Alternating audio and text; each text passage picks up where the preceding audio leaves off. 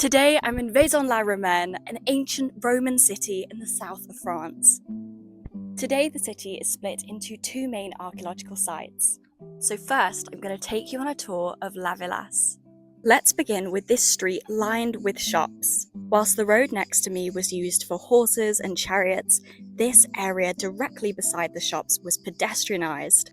During Roman times, shoppers would have been protected from the heat by a sort of sunshade, unlike me today. The shops themselves would have been 2 stories, though only the first remains today.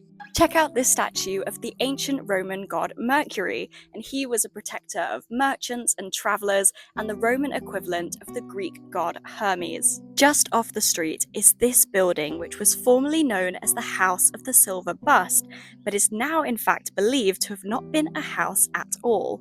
Instead, this grand building, unfortunately destroyed by fire in the 3rd century AD, was probably some sort of guild and had numerous altars for several deities. This area was called a triclinium after 3 couches being placed here.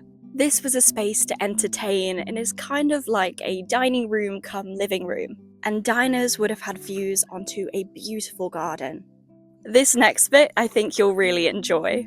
So behind me is the palaestra, which I will show you in a minute, but first I've got to share the toilets, the public bathrooms that served the people exercising. So sweaty athletes would have gone up these steps and into the latrines. In this small room, there are 10 spaces at least for people to do their business. Now for the Romans, going to the bathroom was not a private matter, and they would sit side by side doing their business. Some might bring their own sponges to wipe themselves clean, but communal ones were available. I'm not sure I could do it. As we know from the Olympics, the people of the ancient world were just as into health and fitness as we are. The palaestra was a public place for you to work on your fitness, just like we have gyms today.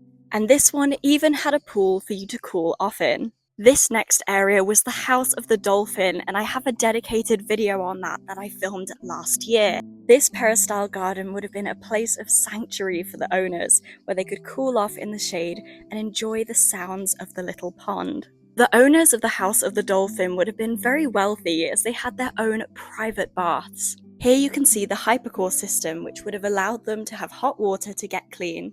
But over there is a public baths with its own bigger hypercore system to heat the water so the Romans could get nice and clean after their workout. This room is the kitchen where slaves would have prepared countless meals, whilst this was the tablinum where the man of the house would have his study and he would receive guests and business meetings. The people living here did so in luxury, and this house is the perfect example of the lifestyle of the Vasio elite.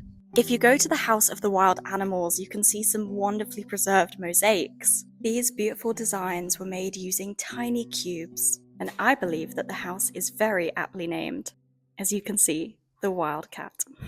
There is still plenty more to share, but as you can see, I am struggling in this heat, so stay tuned for my next video where we explore the second part.